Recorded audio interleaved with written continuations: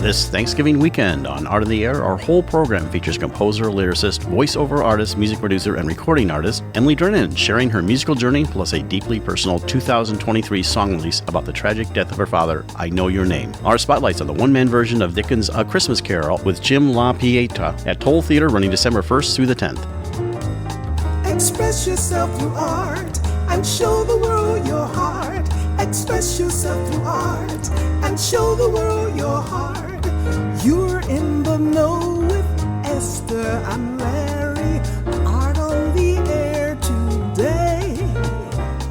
Stay in the know with Larry and Esther. Art on the air our way. Express yourself through art and show the world your heart. Express yourself through art and show the world your heart. Welcome. You're listening to Art on the Air on Lakeshore Public Media, 89.1 FM, WVLP 103.1 FM, and WDSO 88.3 FM. Our weekly program covering the arts and arts events throughout Northwest Indiana and beyond. I'm Larry Breckner of New Perspectives Photography, right alongside here with Esther Golden of The Nest in Michigan City. Aloha, everyone. We're your hosts for Art on the Air. Art on the Air is supported by an Indiana Arts Commission Arts Project Grant, South Shore Arts, and the National Endowment for the Arts. Art on the Air is heard every Sunday at 7 p.m. on Lakeshore Public Media, 89.1 FM, also streaming live at lakeshorepublicmedia.org, and is available on Lakeshore Public Media's website as a podcast. Also heard on Friday at 11 a.m. and Monday at 5 p.m. on WVLP 103.1 FM, streaming live at WVLP.org, and Tuesdays at 4 p.m. on WDSO 88.3 FM. Our Spotlight interviews are also heard Wednesdays on Lakeshore Public Media. Information about Art on the Air is available at our website, breck.com/AOTA. That includes a complete show archive, spotlight interviews, plus our show is available on multiple podcast platforms, including NPR One. Please like us on Facebook, Art on the Air, WVLP, for information about upcoming shows and interviews. And we'd like to welcome to Art in the Air Spotlight. He's going to be doing a show at the Towle Theater, An Evening with Dickens. Of course, it's a one-man, The Christmas Carol, and it'll be running December 1st through the 10th and directed by our friend Jeff Casey. Please welcome to Art in the Air Spotlight, Jim LaPietra. Aloha. Hello. Thank you for having me. Well, Jim, tell us a little bit about yourself and the time that we have for this Spotlight, and then we'll talk a little bit about the show, how it's got created, and everything like that. Well, I have been doing theater in Chicago for roughly 15 years, and Christmas Carol has been one of those shows that I just seem to keep doing over and over. This will actually be my 9th production. And so this is my version that I'm bringing to the Towle. So you seek them out then? Yes. Yeah. So Dickens is no stranger to me. Do you do any other Dickens things other than the Christmas Carol? I know looking at your Facebook, you're involved in a lot of different things, but do you have any other versions of that, whether it be one man or otherwise? Not of my own. The one man version is my I won't say my creation because it is based on something that goes way back. But I have, I've been in several productions throughout Chicagoland. I've done a radio play version. I've done it on stage 8 times already. So I haven't ventured outside of Christmas Carol in terms of other Dickens work, though I have done a good deal of research into it. So what type of theater do you like to do? Do you do musical things, or do you prefer drama, comedy? I used to be almost exclusively musical comedy. That was sort of my forte. Yeah, and your TikTok 30 Days of Musicals was pretty funny. Yes, I did this on my TikTok every day during the lockdown. Every day I would do a musical song just to keep myself occupied. However, probably about 10 years ago, I said, I want to branch out more, and I want to start doing, straight plays. And Christmas Carol was one of the first that came to me because it's a great story. It's also a great ghost story, and it's one that I grew up with. So it seemed like a natural leap to say, I'm going to try something like this. And step somewhat out of my comfort zone. Yeah, you in your Instagram, I think it was, you listed a whole bunch of things that you're interested in. So do you currently draw? I mean, I'm going to just list them. Drawing, acting, film, theater, animation, puppetry, singing, video games, musical theater, eating. There was like a whole list of different things. So are you involved with all of those things, or are they just interests? A lot of them are just interests, mostly involved in theater, mostly involved in theater. And I have done through theater, I've done some puppetry building and coaching.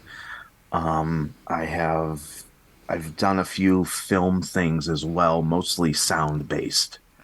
And do you do animation or do you just enjoy it? I took a class on animation. Oh man, this is probably 12 years ago now, but I took just a very brief class on it, and then I did a follow-up class to it. So I've learned a little bit about, like, at the time, flash animation and a little bit of CGI animation that I can do as well, which is it's a cool tool to Yeah, have in your arsenal.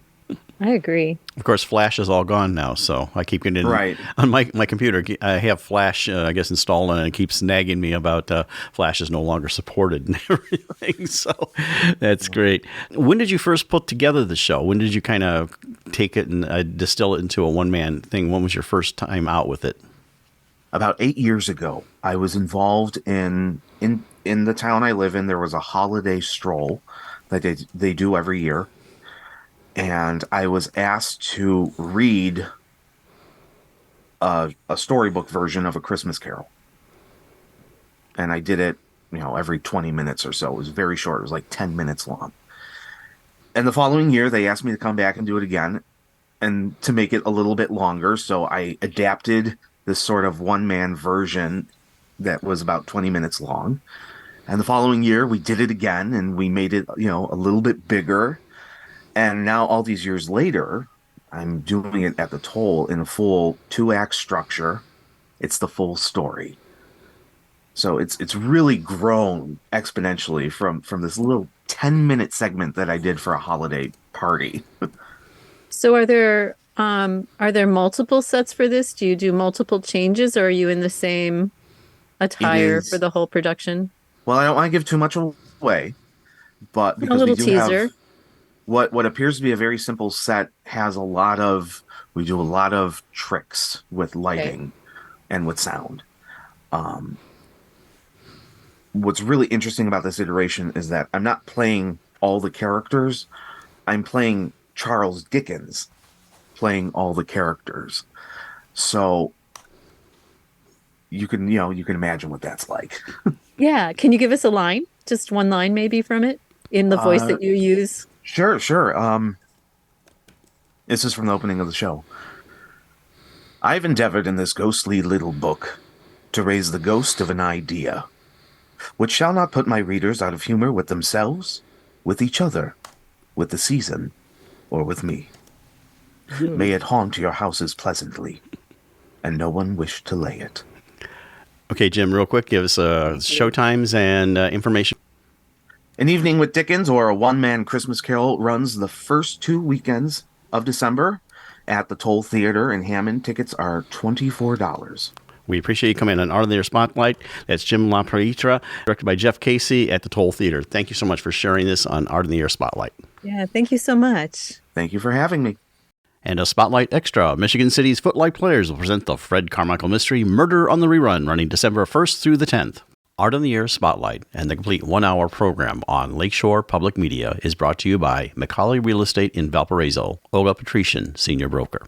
And as a reminder, if you'd like to have your event on Art on the Air Spotlight or have a longer feature interview, email us at aota@brech.com. That's aota@brech.com. This is Pledge Week for your public radio station, and Art on the Air encourages our loyal listeners to support this station by making a monthly sustaining pledge so we may continue to bring you this great program. This is Memorial Opera House Executive Director Megan Stoner, and you are listening to Art on the Air on Lakeshore Public Media 89.1 FM and on WVLP 103.1 FM. We would like to welcome Emily Drennan to Art on the Air. Emily has been singing from a young age and grew up in an abundantly musical family. Many accolades, awards, and successes followed, and the honors continue. Emily is a published producer, lyricist, composer, and recording artist for TV and film, as well as a New York City Marathon finisher and Price is Right winner. Her latest release, I Know Your Name, is a tribute to her father. Aloha and welcome, Emily. Thank you for joining us. Hi, thank you so much for having me. Well, Emily, we want to talk, and especially I want to even touch on your theater career, and even in one of the shows, Best Little Whorehouse in Texas, at some point in our interview, because that show is not very often produced, but Sure. we want to know your origin story, and like I like to say, how you got from where you were to where you are now. So tell us all about Emily. Sure. So I was born in Norman, Oklahoma. And like she said, I was born in a very musical family. My parents actually met in high school because of music. They were high school sweethearts. My dad was 2 years older, and his sister was in my mom's class, and he was a hotshot trumpet player. And he said, I'm doing all these wonderful things. And the sister said, you need to meet this girl, Patty Hayes, at the time. And my mom has perfect pitch, and she's a brilliant musician. And he said, I'll meet her, whatever. And the sister, Mary, said, she's better than you are. You need to meet her. And he was like, no way, no way. And he met her, and he was like, oh, yeah, she's definitely better than I am. And so he said, well, I'm staying with you ever since. So they were high school sweethearts. Went to college at Oklahoma State, and then my dad went to law school. My mom got her master's there at OU as well. And so I grew up always with music around me. It was just in our house, listening to, Beethoven and Karen Carpenter and Sergio Mendes and Brazil 66 and Motown, Chicago. We just listened to so many things. And I grew up going to concerts, and, my mom was also the high school music teacher. And so many times, at least twice a month, we were at a concert. So I was just enveloped in music from a very early age. And I think my first concert was maybe 3 or 4. There was kind of a little music preschool. It was Miss Kay's music school. And we went and we learned kind of about rhythm and things. And I got to be Miss Piggy in one of the one of the productions, singing a little song. And La Cucaracha was actually one of my favorite songs that I did. I had a little dress and sang that. And interestingly, I also started singing in church. And there was one time that was the family fa la la. And I'm not sure my brother had been born yet, because I think I was maybe 4. And we were going to do a Sandy Patty song. And we were all rehearsed, and I was going to do a great job. And I got up there, and they did not have a pink microphone. And I apparently refused to go on. And so because the little pop filter on the mic, and I wanted it to be pink. And my mom was like, Emily, you need to get up there. My dad was like, no, don't push her, babe. Like, we don't want to scar her for life for performing. And so I guess I didn't go on. I thought, gosh, if it were my child, I would have done the same thing. Said, no, we practiced this. We're doing it, whatever we need to do. But so I grew up singing in church, and that was really a safe haven as well, to sing a lot of things, try a lot of things with little to no judgment. And I also grew up singing in choir. Once I got to my mom's choir, I was able to be in her show choir and choirs as well. So it was just a place where I had so many wonderful friendships and wonderful people, and got to sing such a diverse style of music. We did classical and jazz and pop and even a little bit of rock. And it was just a place where I could really sing and do a lot of different things. And my senior year of high school, I applied for what's now is a program called Young Arts. Then it was called the National Foundation for Advancements of the Arts. And they had you send in a cassette tape at the time of you singing a few songs and just kind of detailing, what you'd kind of done to that point, which, a senior in high school, you hadn't done a lot.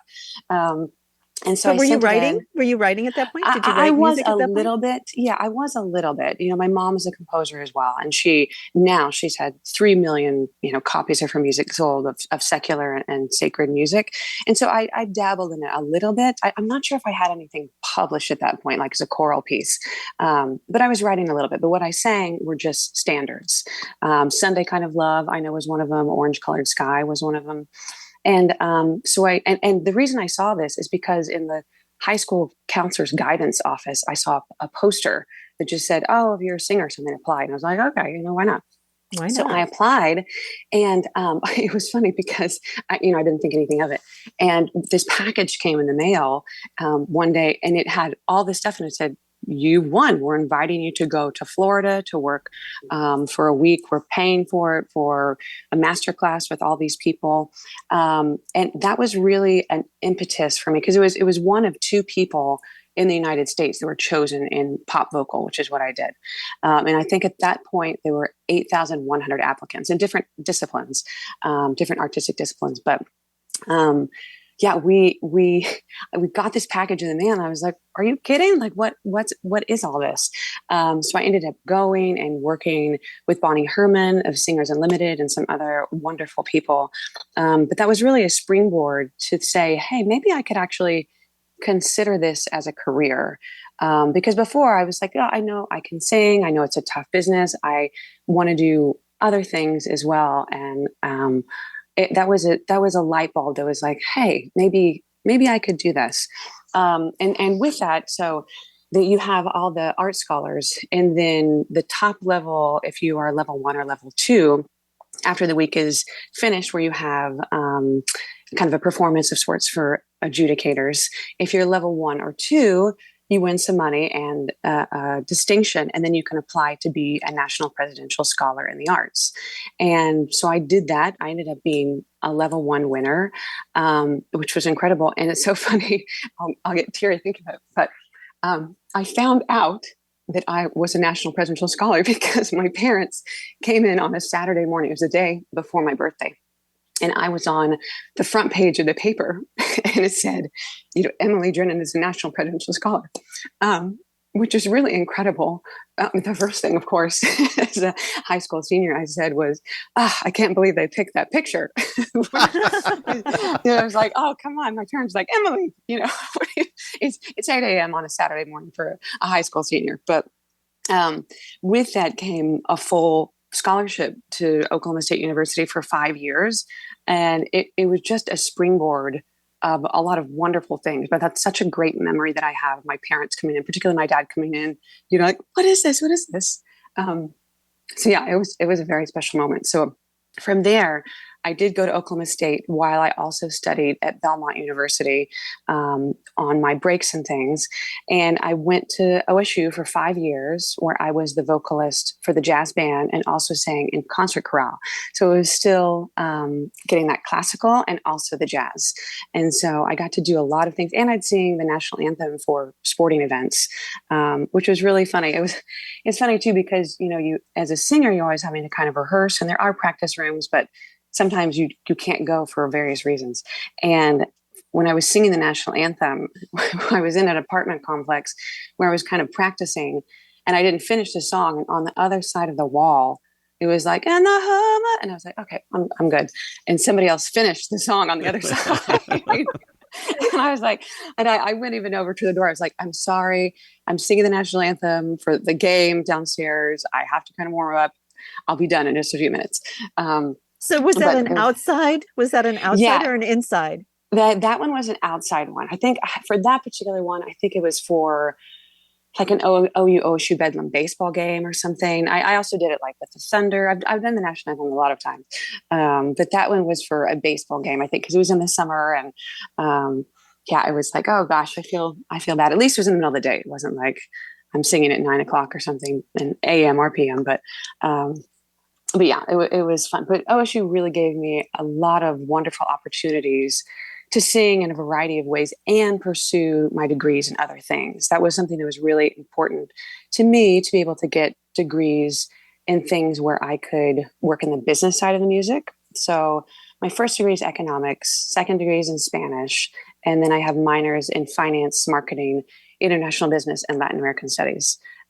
So a lot. It's just- Excellent. I know. I read all of that and I went, how does that day get organized for you? I know. It's like- I'm certainly a type A person. So I have that organizational skill to kind of put everything and pack everything in there.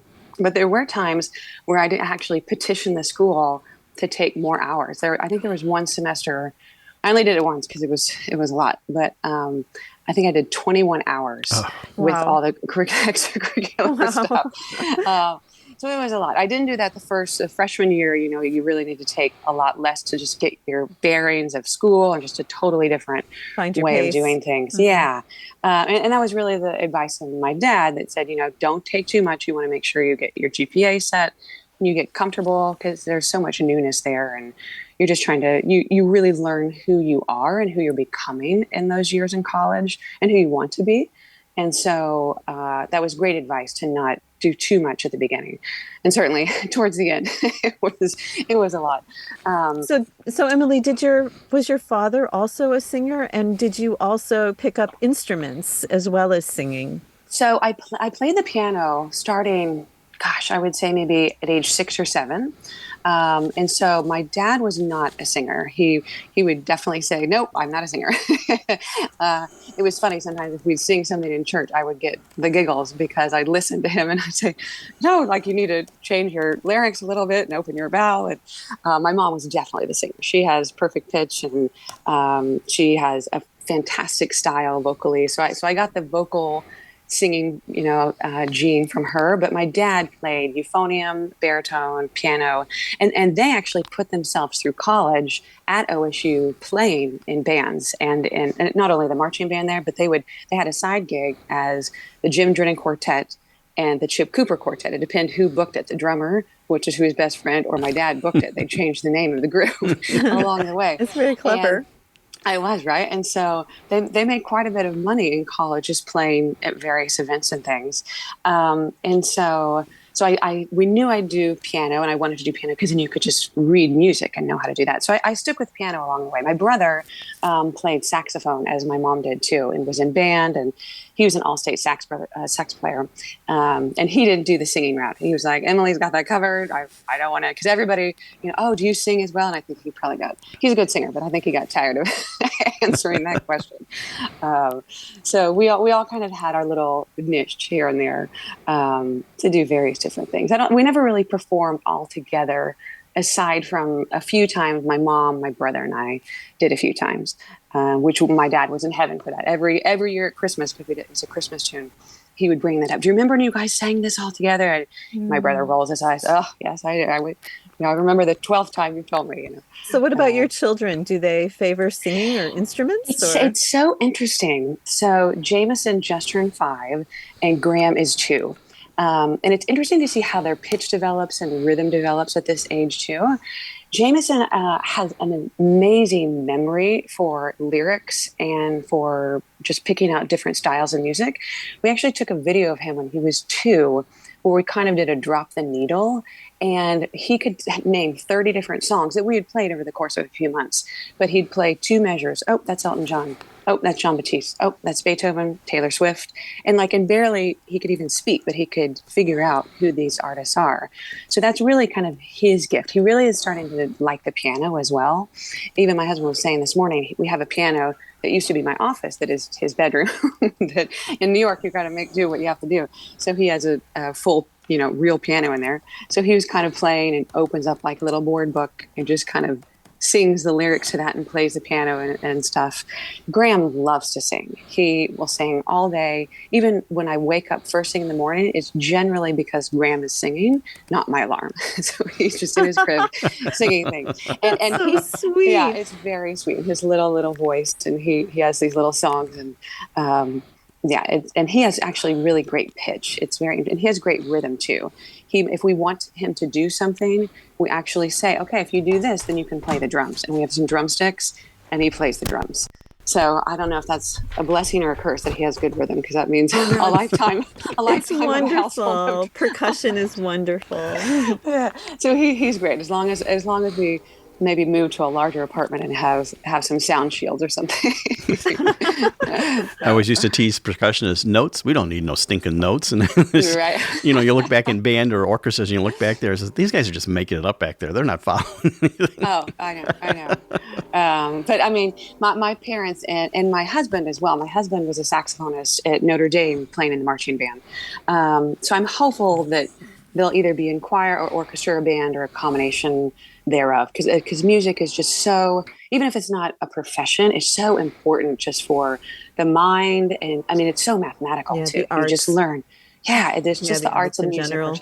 Yeah, it's so important. So I always try to, if they're Save the Arts, programs or Save the Music and things, we try to support that, because that's just such a wonderful thing for children to enrich their lives in a multitude of different ways. And so your children, do they enjoy the visual arts as well? Do they like to create in that way? Yeah, they do. Jameson actually really loves painting. So we kind of have an easel where he will paint, and Graham likes coloring a little bit. He's still a little young to get too much into some things. He'll stamp, and we'll give him Play-Doh and things like that. But he is very quick to make a mess. Between the two, we say it's funny because on the playground, Jameson's pointing out the people who aren't wearing a helmet, who aren't following the rules, who, that motorcycle. We even stopped one time the police officers who we've befriended, and he said, well, there was somebody driving by who wasn't wearing a helmet. I didn't get his license plate, but you watch out for him, Oh, right. and So Graham, observant. Oh my gosh. He is. He's definitely, he gets a little bit of that type A from me. Graham is the first one that will jump off a table and, paint the wall and break something. You leave him for 2 seconds, and so if he's quiet and 30 seconds have gone by, something's happening for sure. So Emily, I see you have some theater in your career, and I said at the top of the show, best little whorehouse in Texas. I remember when they first came out, they couldn't even say that on television, the best little shh in Texas. But tell us about some of your theater roles that you've had over the years. Yeah, so I've done a lot of different things. And I've had a lot of wonderful opportunities to do some fun shows. My first show actually in New York was a show called Toxic Audio, which was off Broadway. It was just within maybe 6 months of moving to New York. And it was so funny because the theater, I lived on 42nd Street for quite a few years, and that was my first apartment when I lived in New York. And the theater was a 6-minute walk from my apartment. And so I went because I was like, oh, this is interesting. But I mostly went because it was very close. It was an easy commute. It's like, oh, okay, I'll go. And it was all a cappella, which I had grown up doing. I read music very well because of all the studies I did in college and in high school, and just having parents where you studied piano. And so just tuning and intonation was something I really enjoyed. And they just had us sing things in a cappella and kind of do a call and response. And I was like, oh yeah, this is super easy. And they're like, do you want this gig? And I was like, yeah, I didn't really feel like I was auditioning. There's an off-Broadway show that subsequently we did later in Las Vegas at Planet Hollywood and at the Luxor, and kind of traveled internationally with that too. And to tack on other a cappella, I think it was, 8, maybe 10 years later, I ended up doing another off-Broadway a cappella show called Voca People. And that was one where I went to the audition. I was like, oh, I love a cappella. This is great. And it was like a week-long audition of different things, because it's kind of like Blue Man Group meets a cappella. So you're painted white. You look like an alien. That's the whole premise, that they're aliens that come down to Earth and kind of save the world and go back to their planet with music, Planet Voca. And that was one it was a crazy, crazy adventure. And in both of these a cappella shows, the people who were in the cast are still some of my lifelong friends. But for that show, I ended up booking it and had to fly to China, the next day after I signed the contract, because I was doing a gig in China. I mean, it was this weird, a 5 or 10 year stint where I just traveled the world doing all of these shows, which was really incredible. And so I flew back after China, and they're like, oh, the show is in Israel. And we had to learn the show in Israel. So it was this wonderful time where we got to see the Dead Sea, the Sea of Galilee, all of these incredible historic monuments and things that are still there to this day, and learn the show. And there were certainly some crazy thing where we're living, on a kibbutz, and it was just wild. But getting to see Rehovot and Tel Aviv and just be in that place with these people learning the show was really incredible. And so after that, we came back, did it off Broadway for about a year and a half. And then I got to do tours of Dubai and Japan as well with the show. So just getting to see the world, on somebody else's dime and get to perform and, bring joy to other people. It's just really been incredible to be able to travel and do that and get to perform at the same time. Like that's not lost on me how wonderful an opportunity that's been. And gosh, I'm trying to think of other shows. Another show that was wonderful that kind of I did a callback to 10 years later, maybe 7 years later, was the Radio City Christmas Spectacular. So I did that for the anniversary year. So I'm on the DVD, the Netflix and NBC DVD and everything for that. And that was just a wonderful experience as well. I'm the Joy to the World soloist at the very end. And I did it later for the spring show, which was the spring spectacular that Mia Michaels was the choreographer for. And that was just a really cool show because it wasn't the typical Christmas show that you know. So it really featured the Rockettes in a really beautiful way. They just got to do different styles of dance. And then the music was a little more rock. And it was the first time they had the LED projectors on the walls of Radio City. Which I think they spent like $2 or $3 million on them, but they really are spectacular. Like you can't walk away from that show, whether you like it or don't, without saying that was a spectacle. Like that was spectacular. Like even one of the songs, it was raining. They were dancing literally in the rain. And then, they have a scene where they, push it off again. But that was really incredible. And I was a swing for that show, which means I didn't have to do every show. So I had my own dressing room and was ready to go. But then I would get to do it sometimes. So it was really, really fun. And more than that, last year was the first time I got to take my son Jameson to the show. Mm-hmm. And so it was really a full circle moment where we sat there, we got the little Radio City Bear, and he even said, "Do you think they're going to ask you to sing, before it starts?" And I was like, "I don't think so." and I said, "Certainly not for free either." But no. So we sat there and he enjoyed it, and you just got to see the wonder of that show through a child's eye and seeing Santa Claus. And that was just really special to be able to share that with him. So we had a little date. And so he's already asked now, like, have you booked our tickets for a Radio City date? We'll get to go again. He has a little bow tie. Nice tradition. Yeah. How cute. It's very. You're listening to Art on the Air with our guest today, singer-songwriter Emily Drennan on Lakeshore Public Media, 89.1 FM, and on WVLP, 103.1 FM. Cute. So moving into composing, and you've done that, and we'll talk about your journey in doing composing and some of the stuff you've early released, and we'll move up to one of your more current things. But tell us a little about that journey.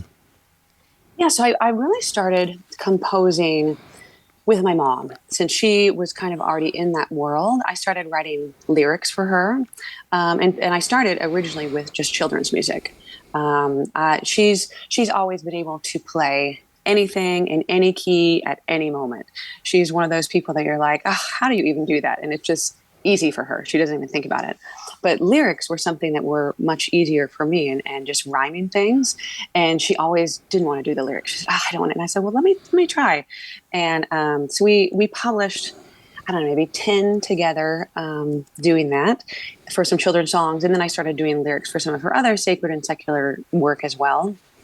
And at that time, I started kind of dabbling in just playing songs for myself just to, kind of have something on my own. I thought, she's the songwriter. Like, I'm the singer. We kind of have our established areas. Like, I don't need to jump into that.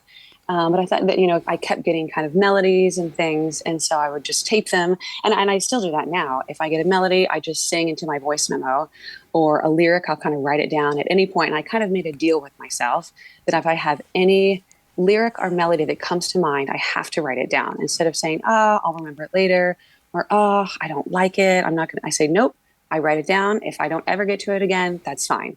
But it's at least keeping myself honest with and having integrity in that process of, okay, something's coming to me and I need to give it an opportunity to come to fruition. So writing other songs later on, I started doing, for my first album, I worked with another songwriter, Terry Silverlight, because we were doing stuff for TV and film. And we met because I was singing. I'm a member of Redeemer Church here in New York, and he was playing. And they hire a lot of musicians who are professional musicians. You know, he's played with Roberta Flack and a ton of different people. He's a percussionist, and some of the people go to the church there, and some of them don't. But we started kind of doing things. He said, "Hey, would you like to sing on some of this stuff? I'd like to hear what you could do." And I was like, "Sure." So we started working together and doing some songs. So a few of those songs are from him. And honestly, the time that I probably wrote the most was after I'd gone through, as most people, when their material comes out of a breakup, is I'd had a breakup, and I just started writing a lot of lyrics and kind of playing on the piano with some of that as well. So a lot of the songs, particularly on my first album, on the black side, because there was two sides of the heart, the white side and the black side. A lot of the black side songs originated from that breakup. But so I just started kind of putting things together kind of in that format. And it depends also on the album or otherwise. If I generally don't accompany myself, just because I like to be a little more present in the moment and kind of see the audience members. And I also, one of the benefits of being in New York is lots of people who are perfect in their field. And so I'm a great piano player, but I know phenomenal piano players. And so I'd rather use them if I can, and let me kind of shine in my own arena. But yeah, I just kind of started kind of doing that over time and writing things down. I still have a whole book of things I'd like to put together even more, but children certainly usurp a lot of that time that I used to. Well, they do both. They inspire Right. and They do. It's so wonderful. I tell people too, children are wonderful and chaos. Sometimes heavy on the wonderful, sometimes heavy on the chaos. Yeah, and that's a forever thing. That's not age related. Like from Into the Woods, be careful the things you say, children will listen. So. Oh my goodness. Yes. For better or worse, for sure. For sure. Yeah. So Emily, I would like to ask about the genesis of I Know Your Name, if you're comfortable talking about that story before we feature the song. Yeah, absolutely. So I can't promise that I won't cry, but I'll tell you. So my father on April 5th was killed by the recklessness of someone else. And, it's one of those things, and I recently did a different interview about this too. And it's just one of those things where you're just never prepared for that moment. It's just the moment that you dread your entire life. And I think anybody who's experienced something like that or a sudden or tragic loss would say the same thing. And, he was just, as you've heard, he was just such a wonderful encourager and inspiration to me in a lot of ways. So I knew that I wanted to say something about what happened and to do it musically. Because music has just been such a part of our family, and it's also so transcendent. And so I started writing it just in my grieving process as a way to heal. And I knew I'd probably want to share it in some capacity, but I wasn't exactly sure how. But I just started writing it. Did it start out as a song, or did it start out as feelings? It started out as a song. I knew it would be a song, but it started out with the lyrics for sure. And the lyrics ebbed and flowed over time because the lyrics were not as nice as they are now, certainly, because I wanted to encapsulate in the song the anger and the bitterness that can be there in a loss like that, and really in any loss.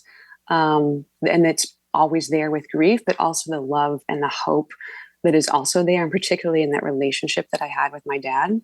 And so I wanted to work through all of those feelings and keep some of them there and keep some of them really raw, and try to bring also the hope and the joy and the high road.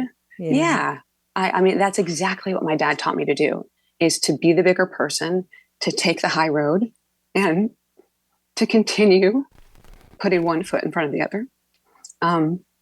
So that's what I was trying to do. So I started with the lyrics, and the melody generally always comes to me at the same time. And then I kind of play with lots of chords around it.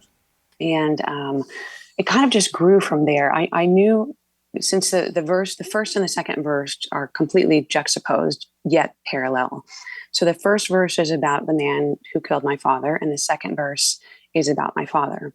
And so it's both of them the exact same scenarios lyrically, but it's changed with who they are. Like, it's, I know your name, I know what you were doing to that day. You know, I know my dad's name, I know what he was doing that day. And so also with the instrumentation, I wanted to continue with that stark difference. So the first verse is really hollow, and it has open fifths, and it doesn't have a lot of color or movement. There are lots of whole notes, and it is meant to feel uneasy and that there's a void there. And then the verse with Dad, I just picture a green garden. It's just lush and moving and joyful and vibrant.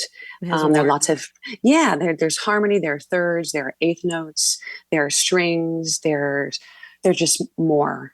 And so I knew as we were kind of creating that, I wanted to have that starkness and that difference.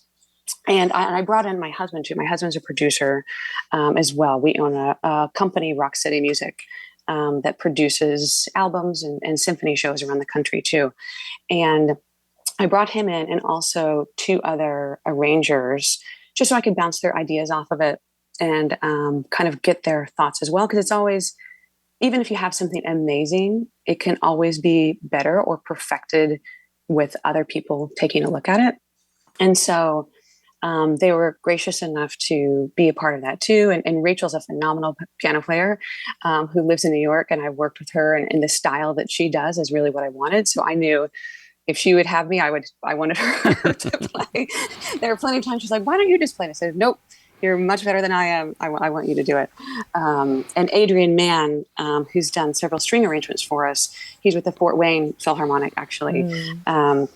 And so he did the strings, the string arrangement. And I kind of said, I played it. I kind of have a MIDI keyboard where I can play the strings and different instruments, how I envision it and how I'd like it to hear. And then I kind of say, okay, now, if you could do some of your magic that supersedes mine, it would be great. And he always is up to that task. He's fantastic. So it kind of came together that way. And initially, we did not have an intro and weren't sure what we wanted to do with the ending and the outro.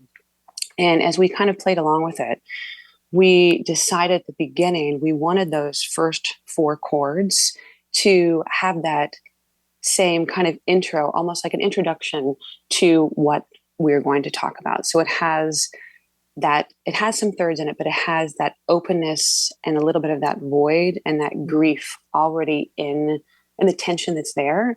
And the ending is the same, that it continues. It doesn't really evolve or it doesn't resolve like grief doesn't resolve, but it's also in the higher octave, which kind of represents a little bit more hope after remembering the memories that you had, remembering everything that you created with that person that cannot ever be taken away. There's a little bit more of a lightness to that. And so we wanted to try to do that with the instrumentation as well. Well, Emily, let's take a listen to that. It's Emily Drennan, and it's I Know Your Name. I know his name, the one that took it all away. I know his address. I'd like to drive by just to say that in that moment he changed everything for me. His carelessness and recklessness changed my reality. I know his job, where he was going on that day. I know his family, how They'd all probably say it sometimes happened, but there are lies there within, and this I know, I'll not forget who I am and where we've been. He can take away the memories of everything we made. He can take away the laughter, the music will not fade. He can take away the dreams of all we did and all we are. The pain is like a shadow, but there's beauty in the scar. I know your name, the one who gave me everything. I know your address, the one who raised me in a way to make the best of everything and anything, to keep believing, not give up, as lofty as it seemed. I knew your job, helping others every day. I know our family, how we'd all surely say, how could this happen? But there is strength there within, and this I know, I'll not forget who you were and where we've been. He can take away the memories of everything we made. He can take away the laughter, the music will not fade. He can take away the dreams of all we did and all we are. The pain is like a shadow, but there's beauty in the scar. If you were here today, you'd say, keep on keeping on. Be the better person, let go of all the wrong. Savor the moment, hold on to all you are. It seems like forever, but I'm never all that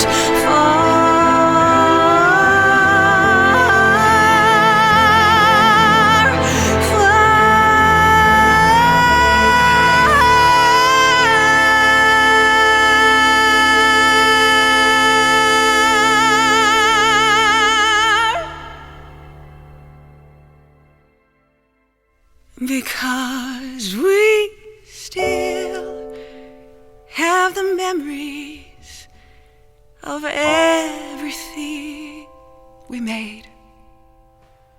We still have the laughter, the music will not fade. We still have the dreams of all we did and all we are.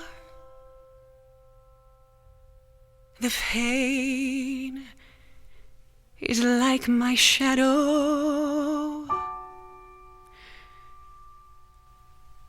but there's beauty in the scar.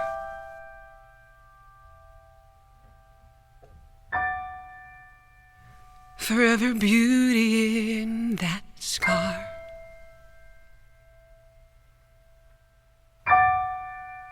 And wow, that was, after hearing the story, that was Emily Drennan's I Know Your Name, and it's amazing. I'm just awestruck with that. Thank you. You're listening to Art on the Air with our guest today, singer-songwriter Emily Drennan, on Lakeshore Public Media, 89.1 FM, and on WVLP, 103.1 FM.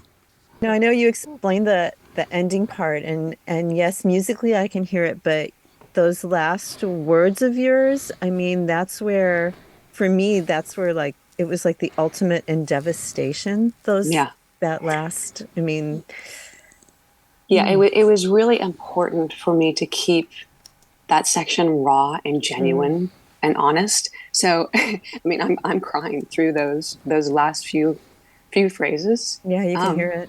Yeah, because it's also very important to me for anybody who's experiencing grief to know that all of those emotions are valid. All the tears are real and they're important to shed. And so I didn't want to take the best take and the cleanest take that you might for another song. I wanted this to be as real as possible. And that was my truth. And that is my truth. And you submitted this, being a Grammy voter myself, for consideration for the current year Grammys. So I know on November 10th, you'll hear how that went. So yeah, I know. It's you never know how it's going to go. You know, I was able to chat with and meet with a lot of people who really positively understood and felt the song. And it's amazing to me if, of course, it would be the ultimate beauty from ashes if I received a nomination. But if I don't, the number of people who said to me, you know, I lost my sister, or my father was murdered when I was 4, or I lost my brother, and this song helped me. It's the reason why I do it. You know, I hate to be so teary about it, but that's what makes me emotional, is that what happened to my dad can help somebody else through my music. Well, and we appreciate you sharing the story behind that is so important because, you know, hearing it and everything, you know, when I first contacted you about being on the show and everything, but yeah, taking your listeners and on that journey, it's such a sharing. You know, we only have about a minute left, and we want to give you a chance to let people know how to find you, and then we're going to play out with What the King Is This and tell us a little bit about that. So, Emily, tell us a little bit about that. Sure. You can find me on emilydrennan.com. You can email me from there. I'm on Instagram, Facebook, all of those wonderful things. So please feel free to reach out, send a message. I'd love to hear from you. And yes, this next song is an a cappella song. I did every single part of it. It's a Christmas tune, which is a mashup of We Three Kings and What Child Is This? And it brings my... I just love it. I love it. Oh, I'm so glad. Yeah, I wanted to bring all that a cappella background and all the harmonies, just into play. And it was during COVID. So I was like, I can't really be with anybody else. So I'm going to record all the parts. And I had a lot of fun putting it together. So yeah, I definitely hope everyone enjoys it as well. Yeah, it's incredibly lush and gorgeous. Emily, thank you. This has been a wonderful interview. We appreciate you coming on Art on the Air and sharing your deeply told story, your music, and it's just been an absolute pleasure meeting you, not just through the FYC like you see on the Facebook, but all that. Emily Drennan, you can find her at emilydrennan.com. You'll have a link on our website. She's also on Facebook. And now we'll be listening to What King Is This? Thank you so much for coming on Art on the Air. Thank you so much. I appreciate it. Thank you, Emily. I've enjoyed this conversation so much. Yeah, you too. This has really been lovely. Thank you guys so much for having me. Ding dong, ding dong, ding dong, ding dong, ding dong, ding dong, ding dong, ding dong, ding dong, ding dong, ding dong, ding dong, ding dong, ding dong, ding dong, ding dong, ding dong, ding dong,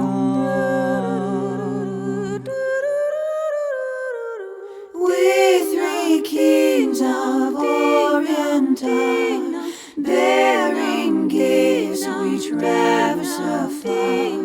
Feed them fountain, moor and mountain, following yonder star. Hark the bells, sweet silver bells, all seem to say, throw cares away. What child is this who lay to rest on Mary's lap asleep? Whom angels greet with anthems sweet, while shepherds watch all seem to say, throw cares away. Christmas is here, bringing good cheer. This is Christ the King, whom shepherds guard and angels sing.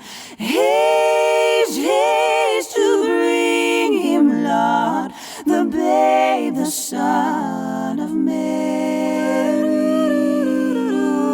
Oh, star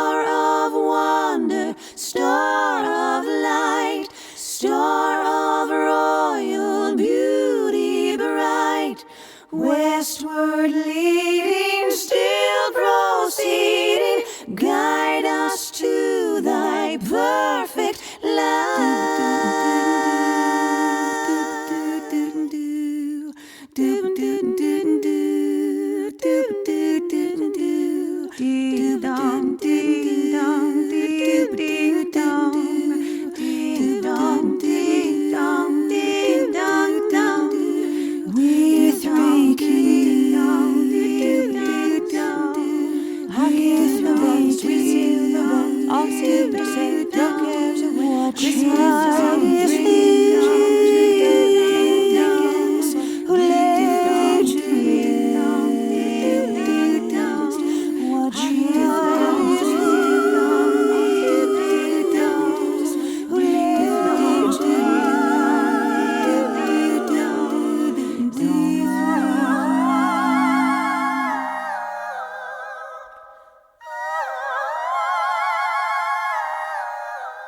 What king is this? What king is this? He who lay to rest. Who lay to rest.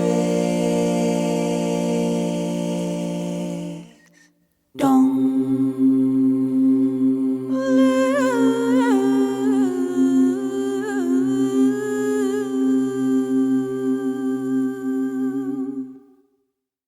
We'd like to thank our guests this week on Art on the Air, our weekly program covering the arts and arts events throughout Northwest Indiana and beyond. Art on the Air is heard Sunday at 7 p.m. on Lakeshore Public Media, 89.1 FM, also streaming live at lakeshorepublicmedia.org, and is available on Lakeshore Public Media's website as a podcast. Art on the Air is also heard Friday at 11 a.m. and Monday at 5 p.m. on WVLP 103.1 FM, streaming live at wvlp.org. Our Spotlight interviews are heard every Wednesday on Lakeshore Public Media. Thanks to Tom Maloney, Vice President of Radio Operation for Lakeshore Public Media, and Greg Kovach, WVLP's station manager. Our theme music is by Billy Foster with a vocal by Renee Foster. Art on the Air is supported by an Indiana Arts Commission Arts Project Grant, South Shore Arts, and the National Endowment for the Arts. We'd like to thank our current underwriters for Lakeshore Public Media, Macaulay Real Estate in Valparaiso, Olga Patrician, Senior Broker. And for WVLP, Walt Breidinger of Paragon Investments. So we may continue to bring you Art in the Air. We rely on you, our listeners and underwriters, for ongoing financial support. If you're looking to support Art on the Air, we have information on our website at breck.com/AOTA, where you can find out how to become a supporter or underwriter of our program in whatever amount you are able. And like I say every week, don't give till it hurts. Give till it feels good. You'll feel so good about supporting Art on the Air. If you're interested in being a guest or send us information about your arts-related event or exhibit, please email us at aota@brech.com. That's aota@brech.com, or contact us through our Facebook page. Your hosts were Larry Brechner and Esther Golden, and we invite you back next week for another episode of Art on the Air. Aloha, everyone. Have a splendid week. Express yourself through art and show the world your heart. Express yourself through art and show the world your heart. You're in the know with Esther and Larry. Art on the Air today. Stay in the know with Larry and Esther. Art on the Air our way. Express yourself through art and show the world your heart.